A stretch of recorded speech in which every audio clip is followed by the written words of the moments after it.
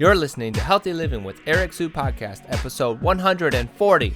To be successful, we all need a coach, someone who can give you the solutions and keep you accountable on your health journey. With this in mind, I created a mastermind group. You get access to my 15 years of experience and the ability to interact with me on a weekly basis. You can learn more about it at www.ericwsue.com/mastermind. Check it out today. Are you a first-time listener? Hey, welcome.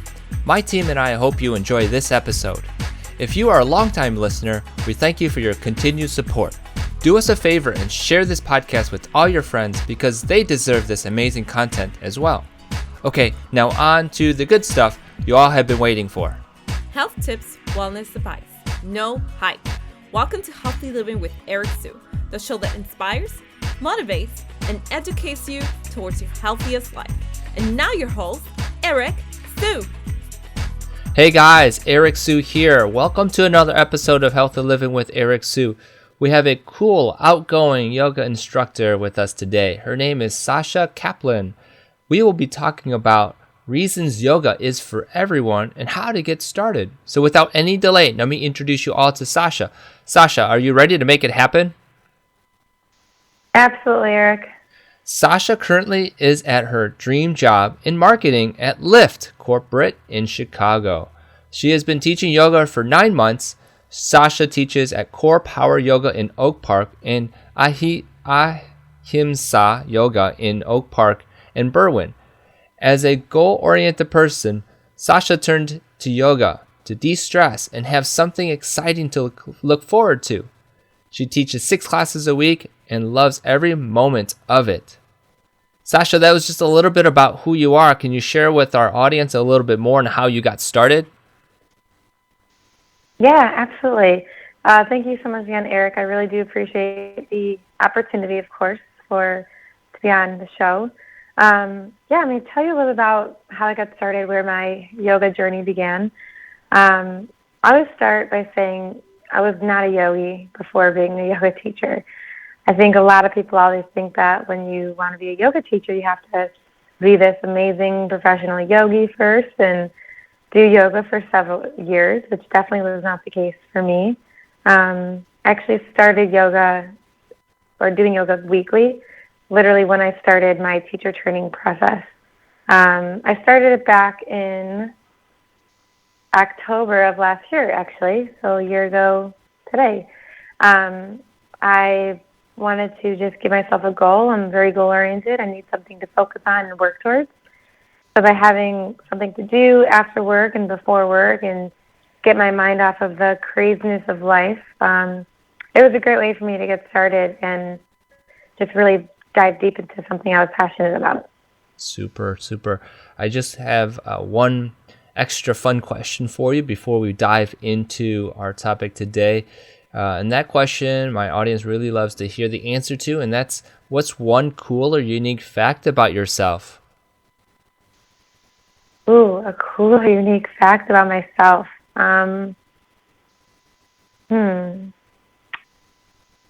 Let's see. I do sign language.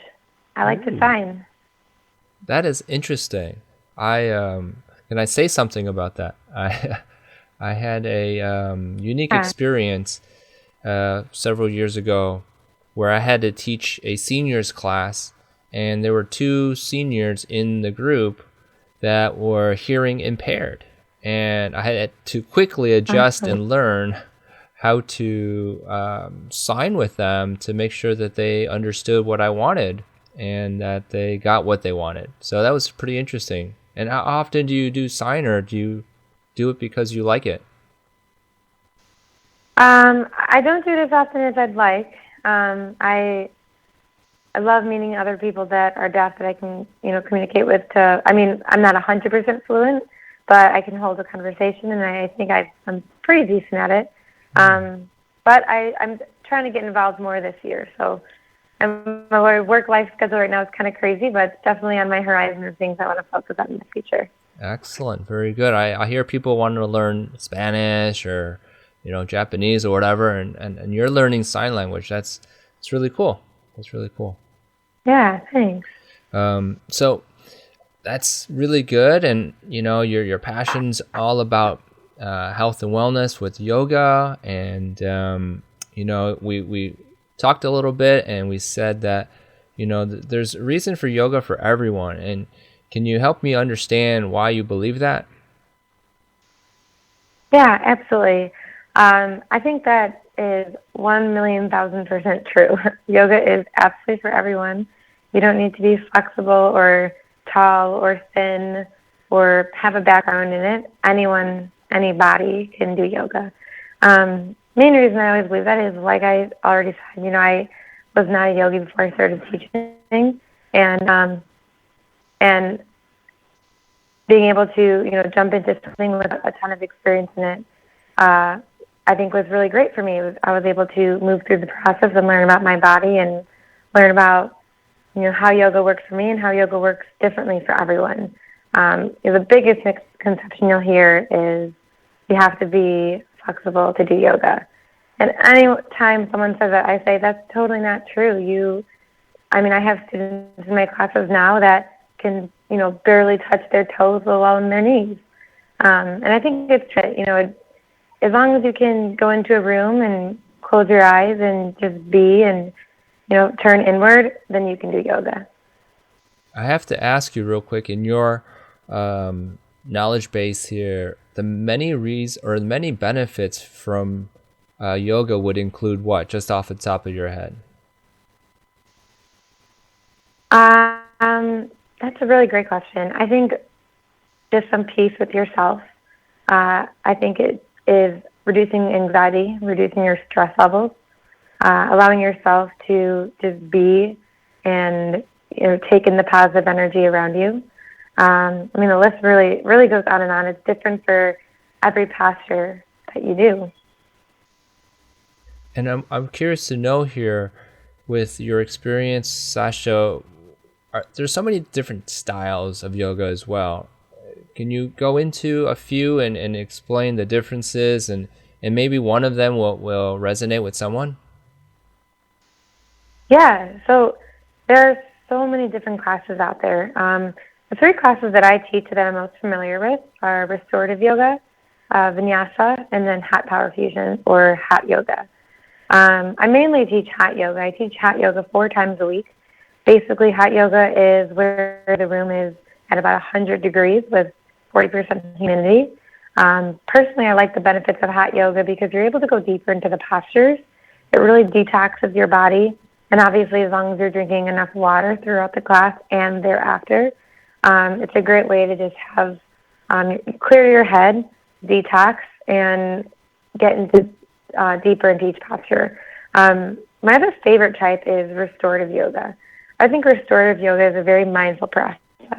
When I actually first started teaching yoga, I had only taken maybe 1 or 2 Restorative Yoga classes, and I hated them. I was like, oh my gosh, this is so boring. It's so slow. Like, what is the point of this? And then I realized, after you continue to take it, it's definitely a different process in your body.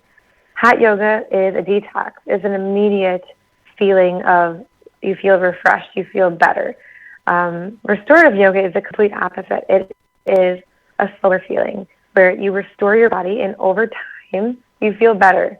So a lot of times if you take a restorative yoga class at night, then the next morning you'll wake up feeling amazing. You'll feel so much more refreshed and more open with a clear mind. And I love that. I love that feeling of the more you do it, the better that you'll feel. And I really think that goes with all types of yoga, but especially for restorative yoga, because it's more spiritual and more relaxing and more mindful, you're really able to enter deeper levels in your practice. I also teach Vinyasa. So Vinyasa basically means to flow. It's being able to move from one posture to the next in a very flowing and liquid formation. I love that. I think, yoga is a beautiful posture or a beautiful practice, almost like a dance. And especially when you're in Vinyasa, you're really able to move your body in rhythmic movement almost. And so real quick here, is there a particular type of person for each one? Because there are certain people who don't like heat, for example, and so maybe the hot yoga isn't for them. right? Can you go into the type of Yeah. people? Yeah, I would say every person's going to, be able to figure out what they like best. For me, I love hot yoga. That's my jam. That's my favorite type of yoga. I think that you really need to figure out, what it is that works for you and take every class at least 2 or 3 times. If you don't give yourself the opportunity like I gave myself when I did my first restorative class and I hated it. And I was like, this is awful and boring. And then I took it 2 more times and I was like, oh my gosh, this is amazing. I love it. I can definitely understand the benefits. So I would say in reality, no, there's no perfect type of person for each type of yoga, but there is a type of yoga for each type of person. And I mean that by saying that anyone can do any type of yoga. But the more that you do it, the more that you'll figure out what works for you and what works for your body. And you'll learn maybe hot yoga isn't for you because you don't like the heat, but maybe you love that vinyasa flow and you love the rhythmic movement. Right. That's a good point. I've done hot yoga myself, I think once or twice. I forget how many. Very unique and different for sure compared to Vinyasa. And even Hatha, isn't that similar? Vinyasa and Hatha, they're pretty similar, right? Yeah, so the difference with Vinyasa and Hatha is more of a slow, steady practice where you are using a lot of muscle and a lot of strength, but you're holding your postures a lot longer. So it's very focused on alignment and your body and how it feels and creating the right alignment for each posture. And so that's a great description of each one, because like when people look them up or go to CorePower, for example, it's very important to know the differences. Isn't that right? Yeah, I think it's a good idea to know what you're getting into before you take class. Always the teacher should ask, have you done this class before?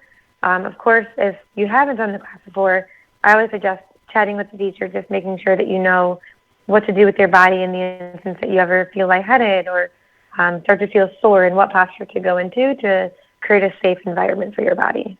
Yeah, absolutely.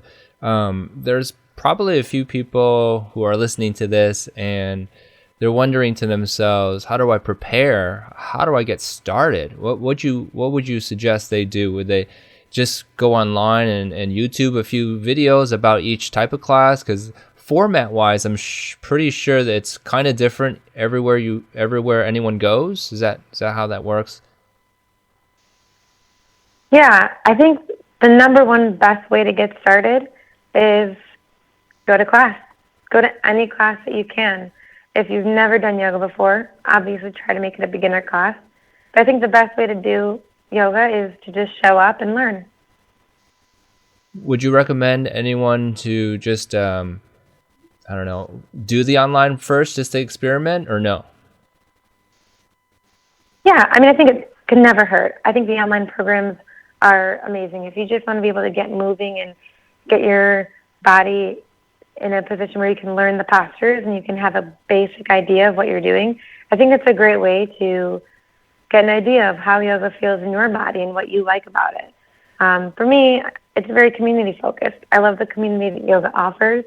I love the group classes, the friends that I make, the other teachers I get to hang out with. And for me, before I started teaching yoga, I was actually in a program where I was cleaning for the yoga studio for CorePower for 3 hours a week in exchange to get free yoga. And I had so many other obligations and was so busy in life that for 4 months I cleaned and actually never went to yoga. I never made that commitment to myself. So finally I just gave myself that ultimatum, and I just said, I'm either going to not do any of this and not clean and not get free yoga, or I'm going to teach and learn to teach and learn to do yoga and do yoga. And so for me, just getting up and going to class and just committing myself was the best way to get started. Personally, I do best when I'm with other people and I feel more motivated. And I recommend that that's a great way for other people to find that motivation for themselves.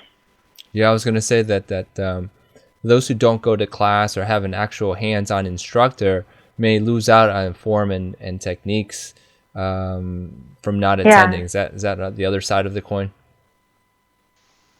Absolutely. I think when you're new to yoga, understanding what the correct form looks like, sometimes if you don't have access to, full body mirror, lengthwise and vertical, if you don't have someone to show you, lift your hip up toward the ceiling or, you know, open your heart up toward the sky, having those cues and being able to see what resonates with you and how you can understand it and interpret it is really helpful. And the hands-on assist is the best way to really be able to feel what is the correct motion for your body to make. Absolutely. And I'm wondering, Sasha, could you share with our audience maybe one or two success stories from your clients, perhaps, and what they went through, and perhaps whatever you share can resonate with some people who are listening to make them say, hey, I should really check this out now. I believe what Sasha is saying, and I'll go check her out. Is there maybe one or two that you could share with us? Yeah, absolutely. One of my favorite stories actually is I have a student that comes to almost all of my 6 a.m. classes. Every Tuesday morning, I get to see her smiling as she walks in, smiling as she walks out. And I knew going in, she's done yoga way longer than me. She loves yoga. She loves what it gives her, and she's able to go about her day, feeling much more happier and more open with yoga. I started asking her, hey, have you ever thought about teaching yoga? You're here so much. You're so great at it. Is it something that you want to do? And she was like, I don't know. I don't think I have the time for it. I'm not ready to commit. And, after chatting with her and we went out for coffee a couple times, she was like, you're right. Maybe this is something I should just do. I should just sign up for and commit myself to. And she did. And so now she's going through the teacher training process, and I'm able to help her and, be her body so she can practice on me and practice her cues. And watching her grow just from being a student to, having this voice, this teacher voice, has been absolutely amazing. Excellent story. Excellent story. Would there be one more that you wanted to share real quick? Yeah. Actually, at Ahimsa, that student is a student of mine at CorePower. And at Ahimsa, I actually had a student who, he started coming to me during my restorative classes because he had a lot of back pain. And he had a really, really hard time moving his back or even like touching his toes or really even his knees. And he started coming to my restorative classes, and same thing, almost every week I would see him. And I would ask him, every week, like, how are you feeling? How's your back? Are you able to continue practicing? And he told me that by doing the restorative classes, which are much easier on his body, he's been able to move more and do more classes and more opportunities because he does feel better, and he's able to open up his body and, really turn inward during those classes and go about his day and his night, and then take harder classes that he can actually move his body deeper because he was able to take the restorative classes first. Excellent story. Well, I hear a lot of people who go through this journey with yoga and they get these huge benefits of back relief or any pain relief and so forth. Is that one, a big reason besides the mindfulness and the relaxation part of yoga? Would that be it? Yeah, absolutely. I think it's definitely a huge portion. A lot of people turn to yoga because they're in pain, or their doctor will say, hey, you should go to yoga to even out the side of your body, or to open up your body, or to stretch out your muscles. And I do think that it's a huge portion. I think that the mindfulness and the postures themselves are just as important. But absolutely, I have so many students that will come because they're in pain and they're trying to make their bodies feel better. Right. And someone told me once that it's going a little bit. You're doing things backwards if you have pain and then you do yoga, because yoga actually prevents pain as well, right? Yeah, it definitely does. The more that you do yoga, the better you'll feel, and I think that those effects are long lasting. Right. Exactly. So when you teach people, and is there anything that you could share with our audience that they could do, some simple things they could do? I think a great way to just get started is, do your research, find a studio that you like, and find a class that you want to try. And, maybe try a couple postures, know that what the postures look like, what they mean, and then just show up for class. And bring a water bottle and a towel, and you'll be good to go. Very good. Excellent advice. When people visit you, what could they expect? If they were to visit you, what could they expect? In a yoga class? Mm-hmm. Yeah, so I think kind of like the scenario of a standard yoga class is you go to class, you leave the phone in the car, or leave your phone with your bag or with your shoes. Be able to go into class, be mindful on your mat, turn inward and close your eyes. And as the teacher comes into the room, myself, I always start off class with an intention. I provide an intention that resonates with me, maybe something that's going on in my life, or one of my favorite quotes, or something I want my students to focus on. A lot of times I just talk about my life. I talk about what I'm going through, something I've recently learned, and something that they can take with them through their class and through the rest of their week. And of course, after I give out my intention, I turn on the music, and I just let class go. Very good. I like the intention part. And for the most part, I think the intention really sets the mood, and then everyone's ready to go. Is that the purpose behind that? Absolutely. I think with anything you do in life, you should always have an intention behind it. And in yoga, it's no different. When I start my class, I give an intention. It might just be as simple as be kind today. Find 3 people to be extra kind to. Or maybe it'll be as deep as something that happened to me at work and what I learned from it, and how they can take that same learning lesson and apply it to their lives. Excellent. Very good. Before we let you go, we're getting pretty close to the end here. Sasha, you've been great. I was just curious to know from your viewpoint, because many yoga instructors have different thoughts on this, but I'm curious to know, what are the myths that are out there?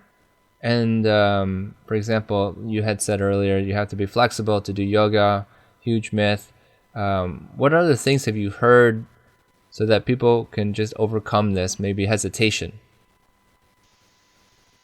I think the biggest one is I've never done yoga before, so I can't do yoga. And of course, the one is I'm not flexible enough. Or I guess really those 2 are the biggest ones. Or I'm not fit enough. That's a huge one. People feel like they're not fit enough or anything along those lines. And I just tell people that literally the truest fact is that yoga is for everybody. Every person, every body type.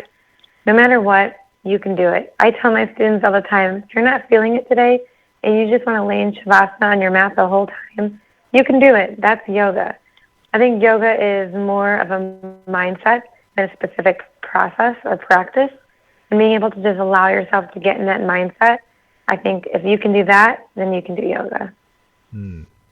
Aren't there a lot of people who are restless sometimes, and maybe that's an issue? They can't sit still or focus and things like that. Isn't that another great reason to take on yoga, isn't it?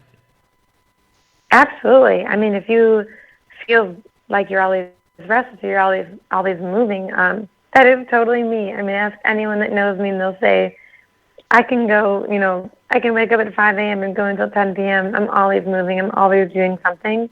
And I think that makes me the perfect person for yoga, because it gives me that hour of time to just be and to just get in my head and do my thing and focus on being on my mat. And I love that. And I think that's a great way for other people that are the same way to do the same thing. Yeah. Recently I I work with overweight kids in a great program in the suburbs, and I did a mindful minute with some of the kids. Believe it or not, they all loved it and they ask for it now. It's pretty interesting. Have you ever had that experience? Like a mindful minute type of experience? Yeah. I've never personally done that, but I think it's really important. I mean, I guess I've done it in the way where sometimes I'll be at work and I'll be working really hard and I'll be getting some emails done, and then all of a sudden I'm like, I just need to take some time, and I'll just take a walk or clear my head. This weekend I was working a lot, and I had to work on Saturday, and I worked until about 11 a.m., and at 11 a.m. I said, you know what? That's it. I need time to myself. And I did. I gave myself 30 minutes to do something that I wanted to do, and that was my way to kind of just turn off my brain and say, give myself a mental break, take some time to just be and to relax and focus on my life and my mind. And I do think that's really important and really helpful. Yeah, absolutely. And it's really interesting when the kids did it the first time, I'd asked them whether or not they thought that was hard to do, just to sit there in stillness, sit there with quietness, and just sit there. And a small handful of kids really enjoyed it, and when we did it the first time, and a small handful said it was a little hard, but at the same time they didn't say that they didn't ever want to do it again. So that was pretty interesting from a kid's perspective. Yeah, absolutely. I think that like anything in life, nothing is easy the first time, right? You have to learn the process. You have to learn what it takes. And I think a mindful minute is just the same thing. The first time it might be different, and then the more you do it, the more you see the benefits. Yeah, absolutely. This has been great, Sasha. I wanted to make sure that you were able to let people know how they can get a hold of you. So this is your opportunity. So how do people get a hold of you? Absolutely. Always feel free to email me, ask me questions, and come to my classes. I'd love to meet everyone and be able to share with them what yoga means to them and what yoga means to me. My email is Sasha, Sasha.n.kaplan, Kaplan, @gmail.com. And my class schedule is Tuesday and Thursdays at 6 a.m. at CorePower in Oak Park, as well as Tuesday and Thursdays at 7:30 p.m. at CorePower in Oak Park, and Friday mornings at 6 a.m. at Ahimsa in Oak Park. Very good. We'll make sure we have all those times in our show notes. And before I let you go, I had mentioned or announced you as a marketing person over at Lyft, and I believe you have something to offer everyone. Isn't that true? Yeah, absolutely. Anyone that's never taken a Lyft before or hasn't heard of it, definitely download Lyft. And if you enter the code in, that is Healthy Living, HEALTHYLIVING, that will give you $50 of new user credit, $5 off your next 10 rides. Very good. Excellent. And I really appreciate that and helping our Chicagoland. Is it for Chicagoland or anyone who listens to this? Because this is nationwide. Anyone who listens to this is nationwide. If Lyft is in your city, that code will work. Awesome. Very good. And so go ahead and use that. Lyft is a very good service, and I highly recommend it to get around in your area. So appreciate that, Sasha. It's been great. It's been a fast 30, and I'm sure that the people who listen to this will get a lot of ideas, as well as probably check you out because you've been so great. So I appreciate that. Excellent. Well, thank you so much. Yeah, thank you so much for the opportunity, Eric. I really appreciate being able to talk about my love for yoga, and I hope to see everyone in class. Very good. Excellent. I will let you go and have a great day. Alrighty. Thanks, Eric. You too. Bye-bye. Okay. Thank you so much for joining us today on Healthy Living with Eric Sue. Head over to ericwsue.com for full recaps of every show in Eric's Health and Wellness blog. Your healthy living life is waiting for you. So stay active and be safe.